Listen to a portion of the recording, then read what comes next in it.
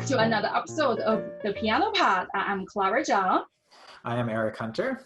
I'm Yukimi Song. Thank you for watching the first episode of Conquer Anxiety with Dr. Skidmore.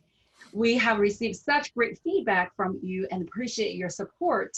And the TPP is a podcast show where three of us invite a guest speaker each month who is in the fields of piano pedagogy, performing arts, recording artists, music technology, and the wellness of piano studio, the mental health of students, parents, and teachers. We're very excited about this opportunity to explore a variety of piano-related topics with you and share them. We already have several exciting guest speakers lined up for the coming months. We can't wait to learn from each guest and discuss this topic with them on this platform. If you want to find out more about who we are, what we do, why we started this podcast, please watch our introductory video on our YouTube channel, or you can listen to it on our SoundCloud account, or click the links listed below. The guest of this episode is Vera Anselmo from Anselmo Academy, who is a classical concert pianist, a piano teacher, and the founder and director of the formal piano school of New York City and now Anselmo Academy. She is going to talk to us. Hello, Vera. Hello, how are Hi, you? Vera. Hi, thank you so much. Yes, thank you so much for inviting me. It's an honor. She's going to talk to us about her life as a musician in Russia and in the US, and her experience in building the piano school and the Anselmo Academy, one of the most established piano school and non-profit organization in New York City area, and how she's transitioning from NYC to now Anselmo Academy. Hello, Vera. Thank you for being with us today. Yes, hello, Clara. Pleasure. Tell us a little bit of your background, where you're from, how you started your piano journey, and how you end up in New York City. Yes, well, it's, probably a traditional story of many immigrants that come from Europe or Asia or any other country in the world. I grew up in Soviet Union, in the city of Moscow, which is a capital. It was a difficult life living in the Soviet Union because of the past regime and the government restrictions and regulations. However, being raised by my parents, my mom was a well-known classical piano teacher with many years of traditions and having students graduate from her studio and then go to music college and complete their degrees. So she had a legacy that she had built for many years. And so me growing up in that environment really sort of helped me, like music helps many people to kind of forget about the maybe not so favorable environment that you live in, but music helped uplift your spirit and motivate you and inspire you, right, from a human emotional level. So I have to say I have, I have had rich childhood and teenage years as far as musicians and artists that were friends of my mom, who surrounded her, and therefore I was part of that circle. These were, some of the very well-known, musicians in Russia. And it was a very enlightening experience when I look back, after being in the United States for over 30 years now. When I look back, I don't even recall the problems in the Soviet Union economy and the regime. I only really remember, I have good memories of my upbringing. And of course, as probably Russian culture is considered to be one of the top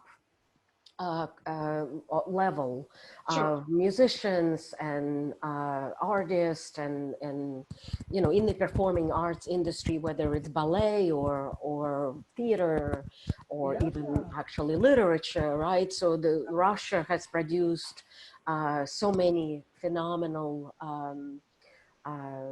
you know, masterpieces for all of us to enjoy and grasp for the rest of our lives and many more generations to come.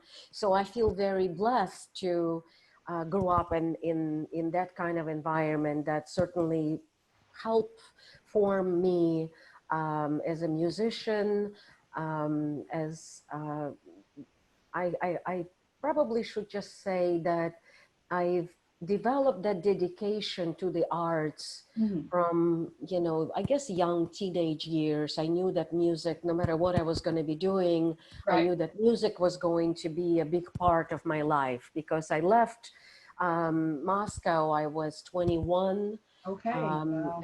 and but very, very young. Up Mhm. here, Right. Of course. you know, not equipped with life skills or skills to live on my own or do anything of that sort. But on the other hand, I was already, you know, how shall I say, I was not only committed, but I was ready, right, to take some next steps to develop something important. I didn't know what it was at the time. Once you came to New York and you went to the Juilliard School for a Yeah. while, right? And Yes. that's absolutely beautiful. And eventually, you well, you started in New York City as a piano teacher. And how did you start the beginning days as a piano teacher? What was it like?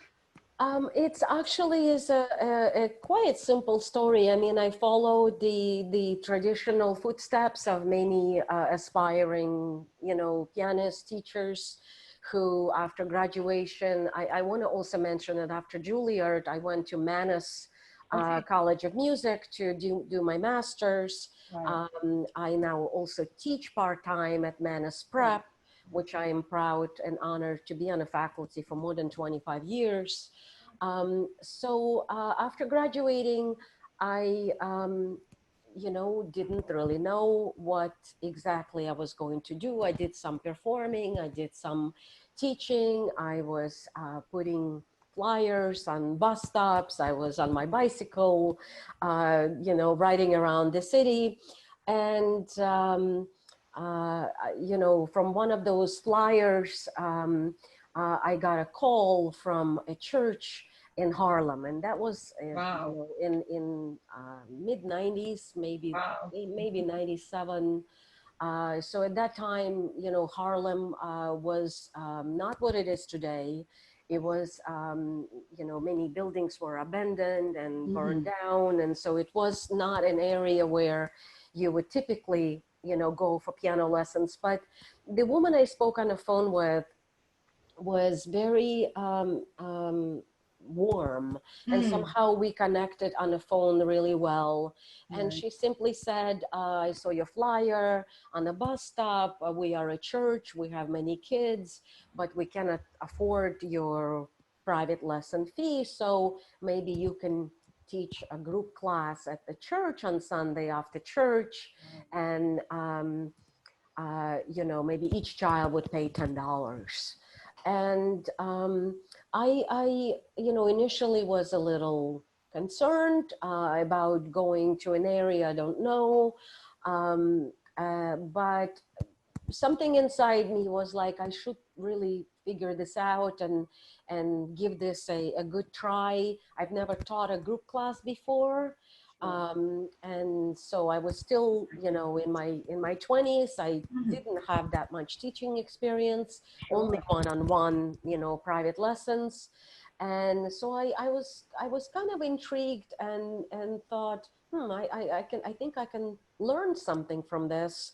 And Right. and that was, you know, my initial motivation. And after I finally went and met the kids, I instantly felt that that was a great great opportunity, not, you know, just for me, but also for these kids to get exposure Mhm. to music education. I can definitely help them learn. Nobody had an instrument at home, so they were, you know, elementary age kids, Sure. and we only used a church electric organ Mhm. uh, to that they practiced on throughout the week. It was not a beautiful church that you would imagine. It was just a But it's storefront, right? right. So they had that gate that they pulled in and pulled out. So it was a very simple setup. But people Very there were creative. very warm Yep. and very interested and very thankful in Sure. advance and very Mhm. grateful. So that inspired me to really give this my best. And at first it was like, let's see where that goes. But then I really was inspired deep in my heart because I saw that kids were progressing from one week to the next. You know, we used a method book. I made copies for them and gave them homework, and they practiced throughout the week. So it really was, I didn't know at the time, but it really was a fundamental kind of like a point in my life where something was happening inside me. I didn't know it at the time, Sure. but Yeah. but it was kind of building up. And after that experience, I really thought, wait a minute, I think I can do something with this idea, and I can maybe go to local schools and promote group piano lessons for the children who cannot afford private lessons, which is always a costly uh, commitment for many parents to take on, especially if they have more than one child. So that's really is how I started. And then when I saw that became successful, Mhm. I decided to start an organization.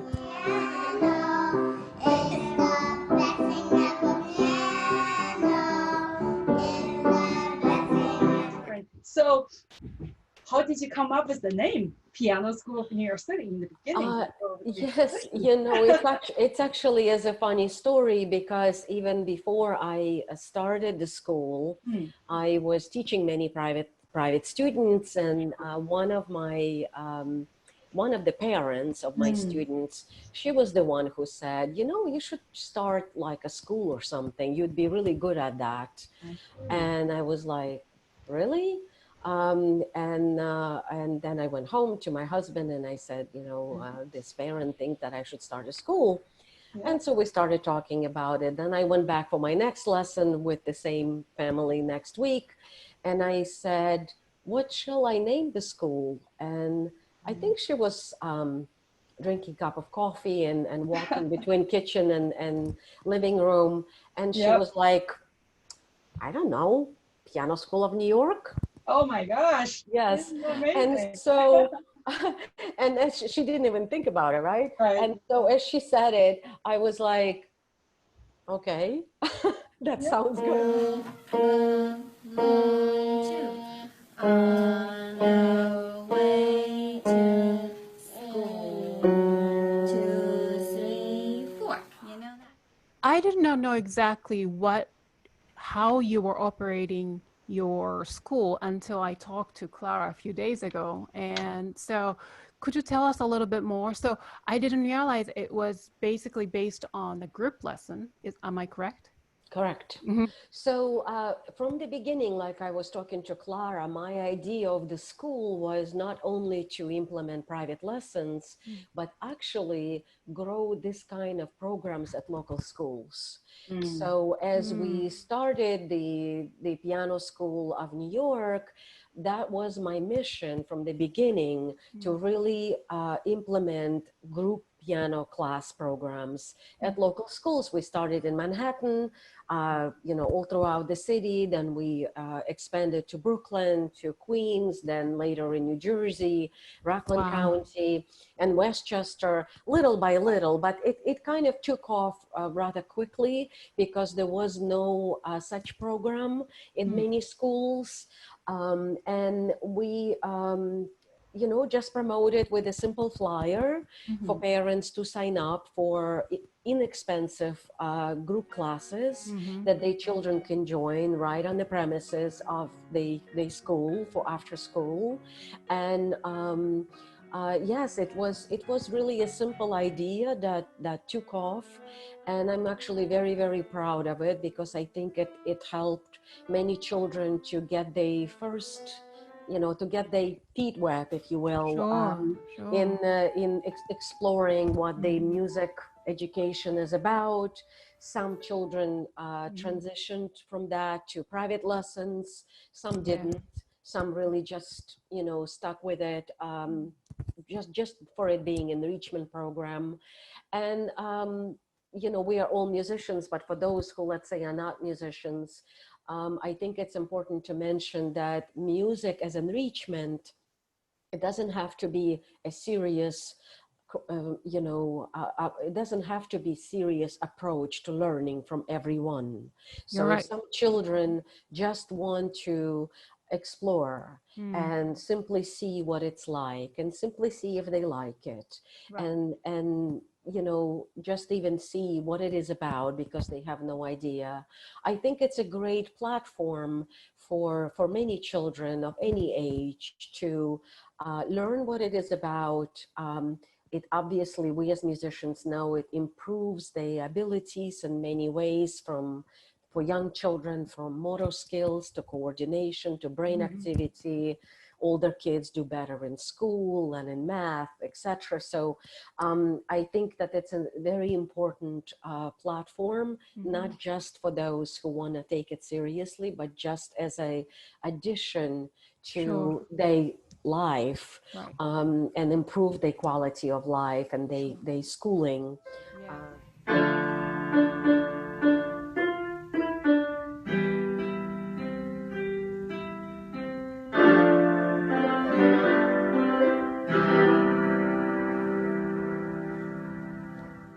So from my understanding that you started as just a regular profit organization or company, then you had a nonprofit portion of it, correct? Correct. So could you tell us about the story, please?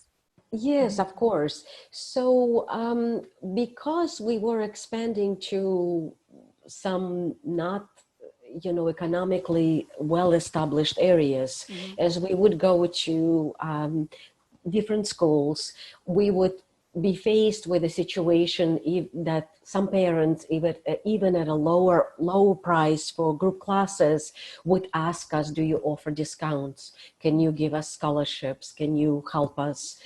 What can I do, etc. And that prompted us to do something about it, because we wanted all the children to join regardless of the economic background. So it was in 2003 that we created a nonprofit scholarship fund that was called PONY, P-O-N-Y, which is Piano Outreach of New York.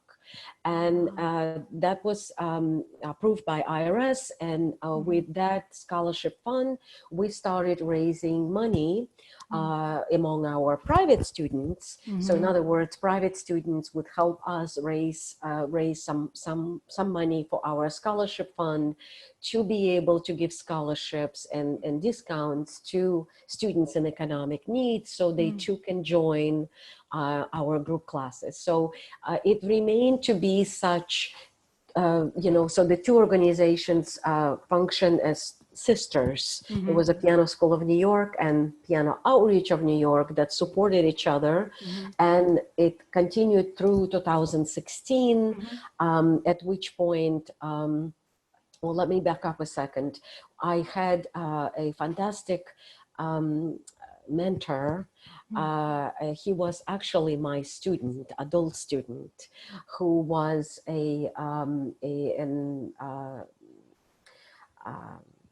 I guess, associated with Goldman Sachs. And that adult student helped me greatly to understand the structure of business. He invited me to participate in different workshops that were free at Goldman Sachs. They have a program that supports entrepreneurs and also, you know, small business and nonprofits.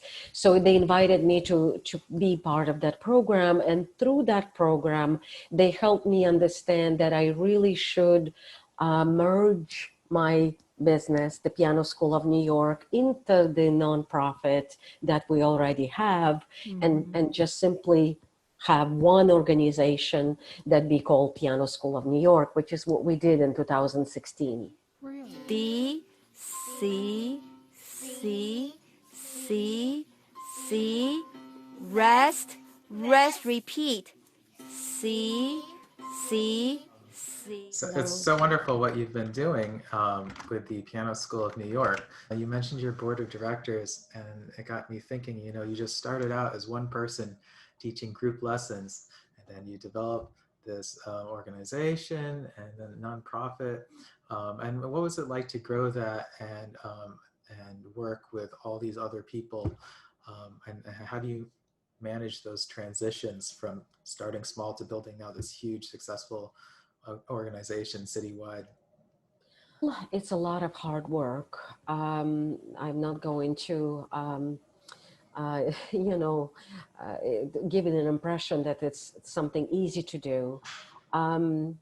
It sometimes 7 days a week, you know, 12 hours a day, work on a phone, email, took years to you know, to figure out which is the right way, many mistakes along the way, learning from mistakes, and figuring out what's not to do next time, kind of the experience that ultimately made me stronger, made me believe through the positive experiences that this is worth doing, that this is worth pursuing. It gave me huge satisfaction to see so many kids and so many families feeling grateful from the experiences of our, you know, programs. So many teachers also expressed great feeling of reward being part of the organization. As you know,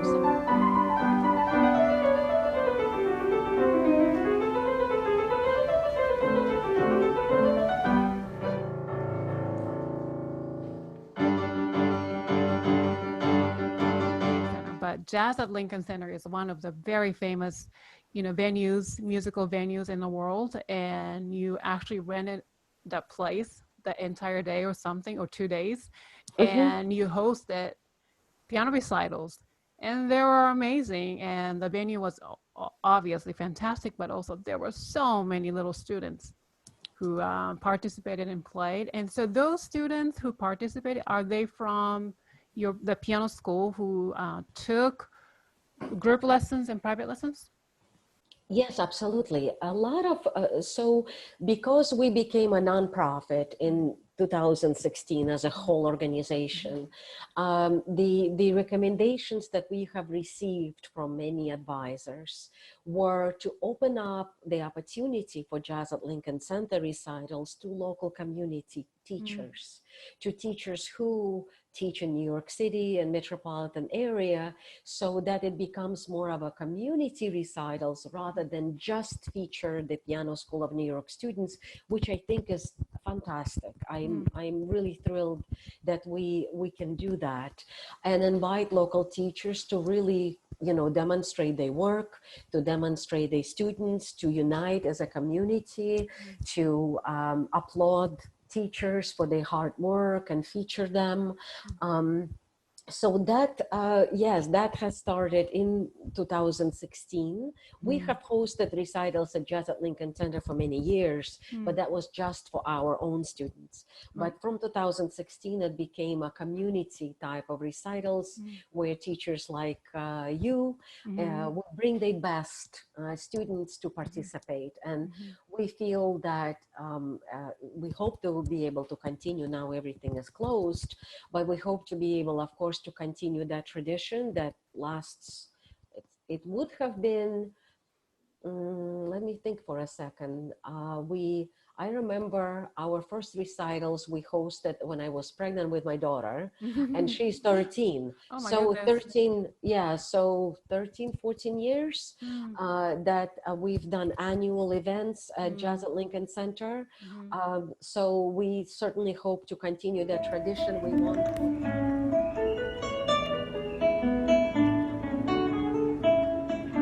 So can you tell us now a little bit about Anselmo Academy? Yes, with pleasure.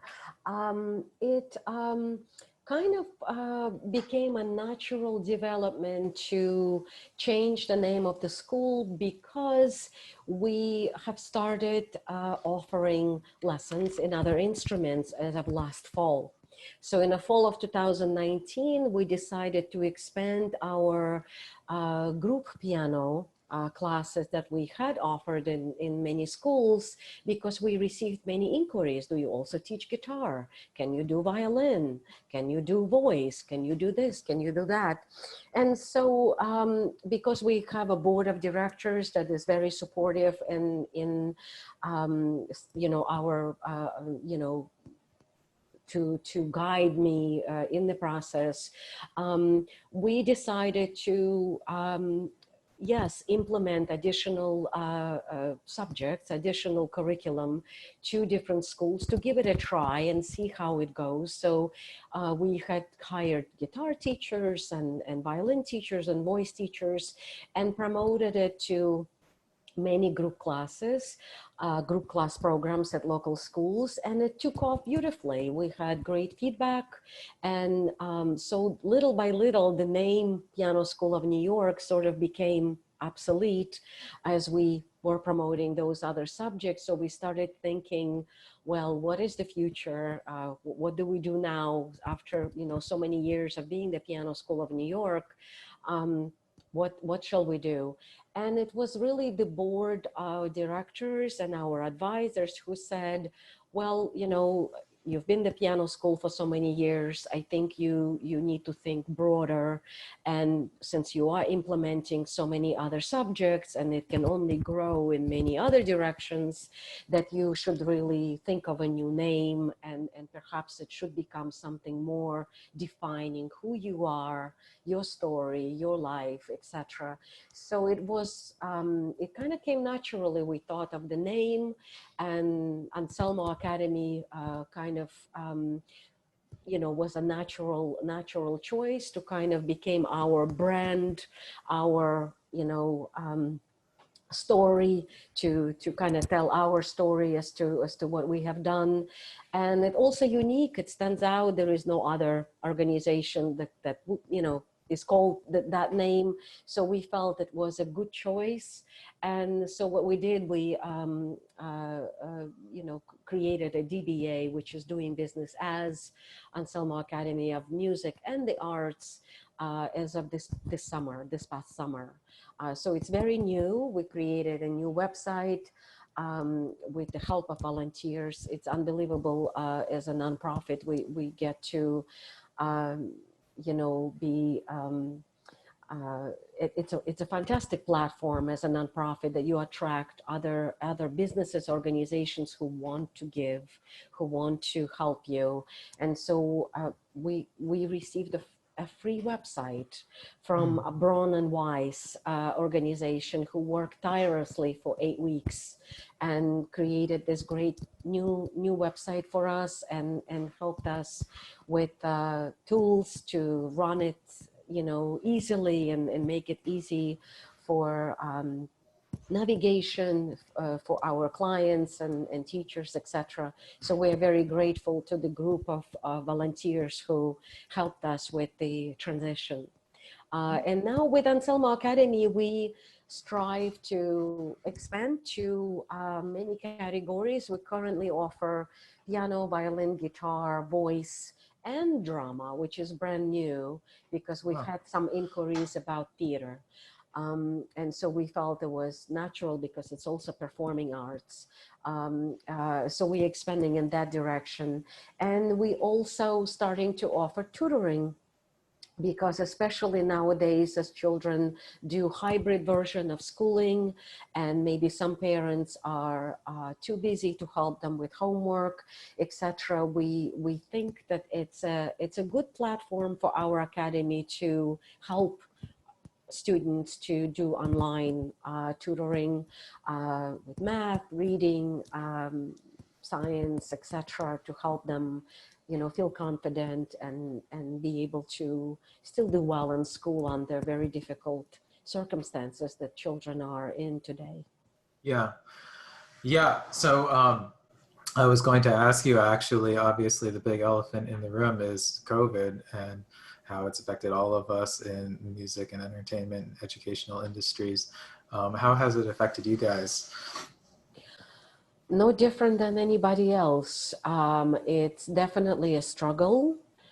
We obviously try our best with our wonderful administrators that we have, who work very hard to communicate with parents and inspire them to continue with music studies or theater classes at this time. But of course, these are very challenging times that I'm sure we're all going to remember forever. For all musicians and professionals in performing arts. We are struggling along. It's a lesson that I think we are learning of how to deal with unprecedented type of circumstances.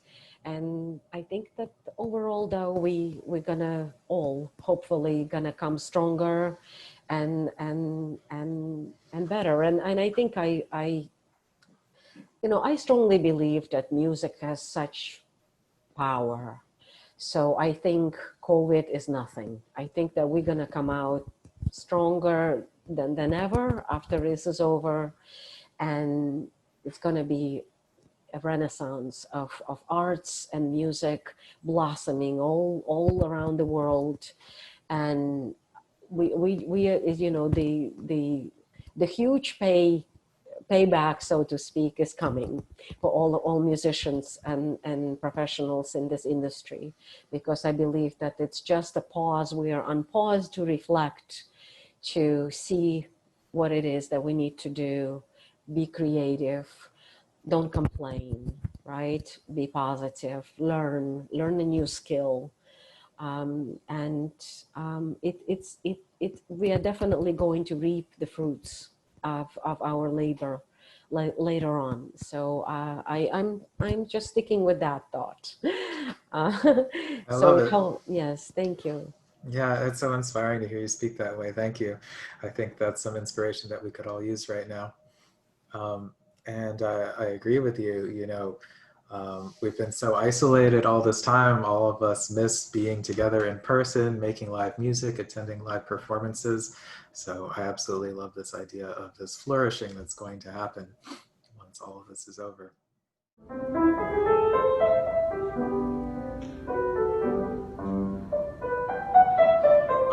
I was wondering, for new teachers and pianists starting out today, especially in this scary new world, what would your advice be for them? The advice would be to be patient, to stay positive, to learn a new skill, read books, learn new repertoire, read biographies of great musicians. We all, who obviously went through great struggle in their life. Just learn from it, take it as a learning experience, as a learning curve in their life, and stay positive. This will pass, we will overcome. And then after this is over, I guess stay true to yourself. Follow your heart. See what your heart is telling you to do. It's a journey, right? You have to discover what passion you have in life, whether it's performing, composing, teaching, combination of all of the above, something else, creating schools or festivals or online lessons or whatever that you feel your passion is. Follow your heart and be passionate about it and work hard. Combination of those few things will get things done. Thank you so much. Well, our website is self-explanatory. It's very easy to see our offerings in piano, violin, guitar, voice. We actually just added saxophone um, as of a couple of days ago because we had a student who inquired, and we now have a new saxophone teacher. It's anselmoacademy.org. And anyone who is interested can explore our website, send us questions. We would be happy to answer. And as far as what's so special about Anselmo Academy, it's the community of our staff, of our teachers who are deeply dedicated to the work, to the pursuit of implementing music and arts education in student lives.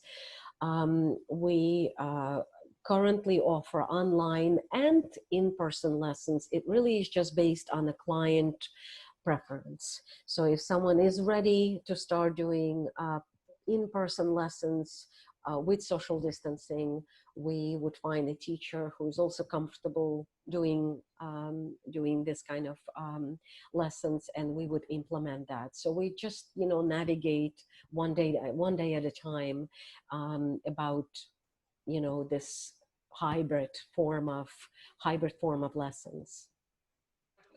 Thank you so much, Vera, for being interviewed by us today. It was such an honor, and I always considered you as one of my great mentors, in the beginning days in New York City. And I think what you talked to, Yuhimi and Eric about these, managing young artists, and I think I can be a great testimonial, right? And in the beginning days, really, it was just very different. I was teaching in the university before I came to New York, and I remember when you hired me, was within a few hours, really, when I wrote to you, you were so efficient, and you're like, Clara, you can do this, and I went to this tiny little preschool in Queens and then taught these like 2-3-year-old toddlers piano lessons. And a few months in, we were performing Jazz Lincoln Center. You were like, Clara, they have it, and it just be patient. So I really learned so much, and I think that's really just the most wonderful way. As artists, actually, it's a very humbling experience to have all this, and so. And I really think that you are one of the most successful, probably business lady in New York City in the music education sector in New York. So I would love to hear all of your website and you have a social media account on Instagram and on Facebook. Is that right? Yes, correct. Okay.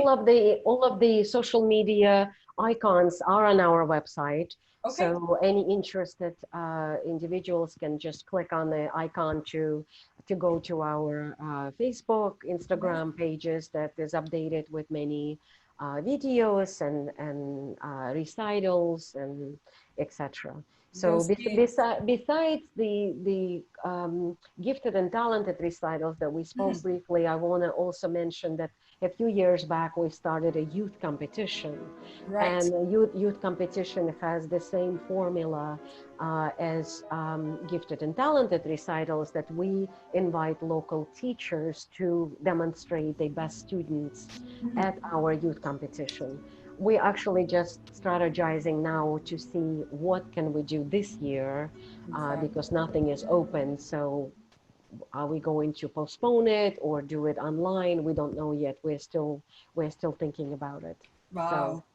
you have such creativity, and it's really a combination of being an artist and being an entrepreneur, right? A business lady, it's all of these is combined. That is really an inspiration, I think, for the musicians of this generation. So thank you so much for being on our piano thank you part. so much. Thank you for joining. Thank you so much. Thank you so much, all of you, Clara, Yukimi, Eric. I really am deeply honored, and I cannot thank you enough for this time today and for hearing my story. I really appreciate it. So that concludes our second episode of our Piano podcast. Thank you, Vera Anselmo, for joining our program, and we want to thank our audience for watching or listening to this episode. If you enjoyed today's episode, please hit the thumbs up button down below and be sure to subscribe to our channel. You can follow us on Facebook, Twitter, and Instagram. The links are down below.